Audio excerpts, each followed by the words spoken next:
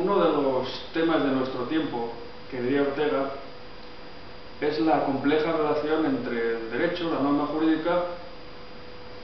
y la justicia, entendido el canon de esta como su aplicación respecto a la Declaración Universal de los Derechos Humanos de 1948. Según esta perspectiva, norma justa será aquella que se ajusta a los derechos humanos, de tal modo que si una norma jurídica, una ley, contraviene estos principios de los derechos humanos, se considerará una norma injusta y por lo tanto será legítima su desobediencia o su resistencia pasiva o cualquier tipo de oposición a ella. Incluso la tradición jurídica podría encontrar acomodo en esta relación entre derecho y justicia, en que el derecho, entendido según el término latino ius, es un derivado de justitia, tal y como afirmó el jurista romano Ulpiano. Sin embargo, esta relación etimológica entre ius y justitia no parece bien establecida, porque un compuesto como justitia, no puede ser el que genere ius, que es un término simple, sino más bien a la inversa. De ius vendría justitia. Y de hecho, al margen de esta apreciación común que relaciona derecho con el término latino ius, la traducción efectiva de derecho, la etimología correcta, es el directus latino, etimología que se mantiene en las lenguas romances derivadas del latín y también en las lenguas sajonas. Así no solo tenemos el derecho español, sino que tenemos también el diritto italiano, el droit francés, el Recht inglés o incluso el Recht alemán. Es decir, derecho es lo establecido rectamente, lo recto, o como dirían los manuales de ciencias políticas, son una serie de relaciones de poder codificadas en forma de relaciones jurídicas. Es decir, el derecho surge con el Estado, que es el que genera la escritura, mejor dicho, la historia y la escritura están ligadas al Estado, y asimismo la norma escrita,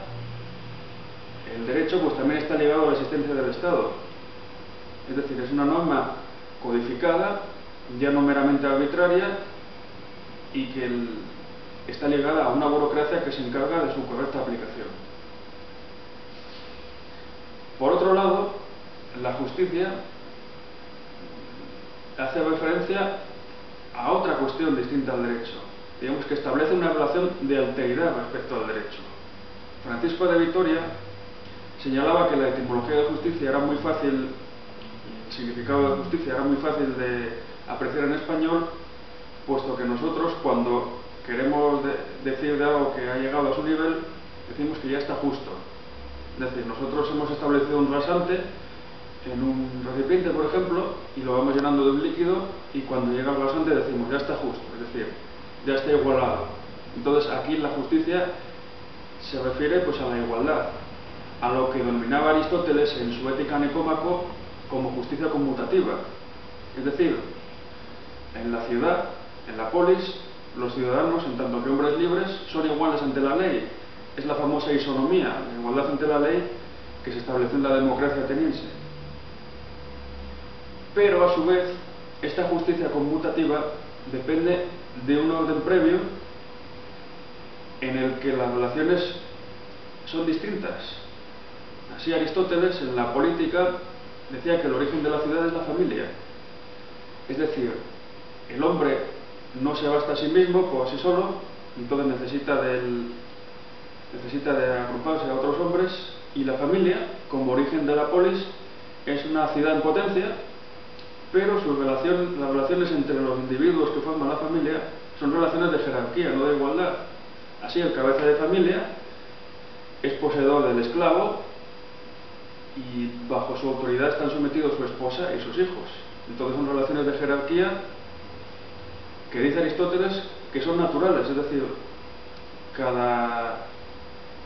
sustancia en el mundo de la física tiene su finalidad, su telos, y entonces la finalidad del esclavo es la de servir a su amo, y la finalidad del amo es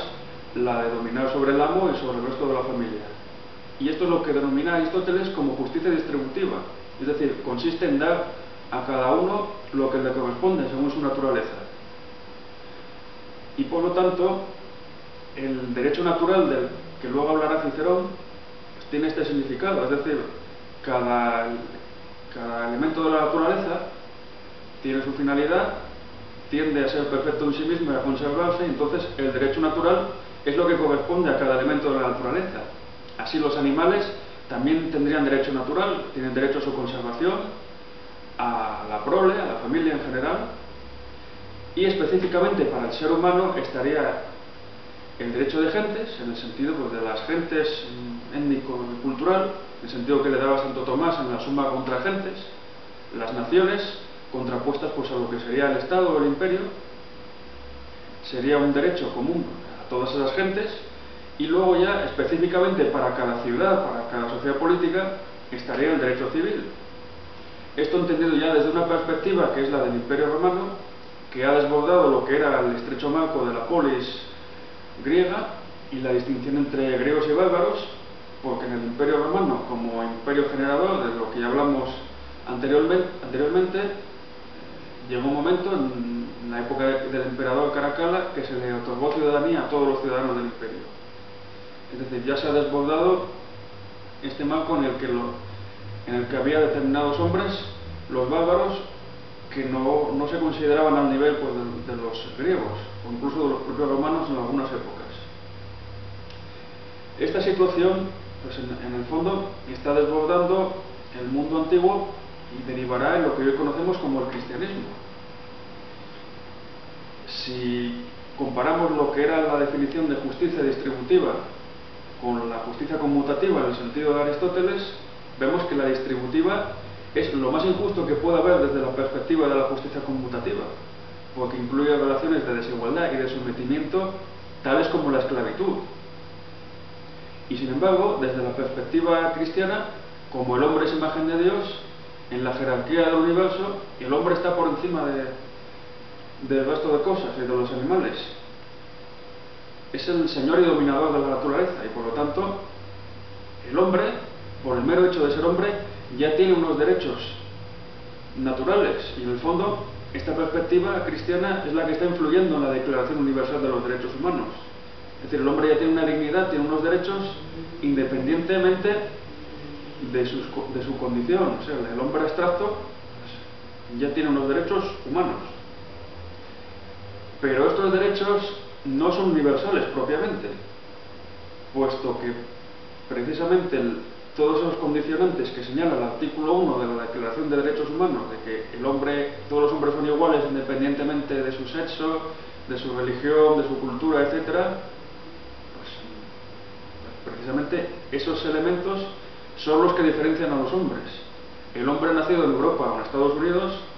es diferente del hombre nacido en China o en Irán, precisamente por esas morfologías culturales,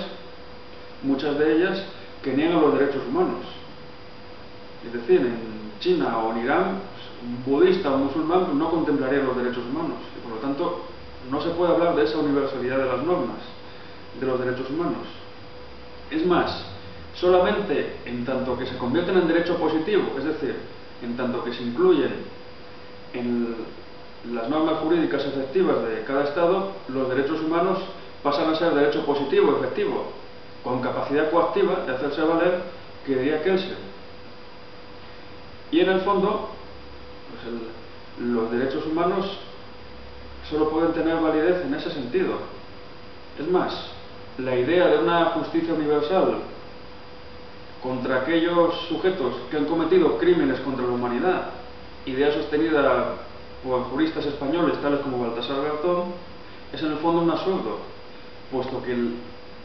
la jurisdicción en la que estos juristas aplican sus normas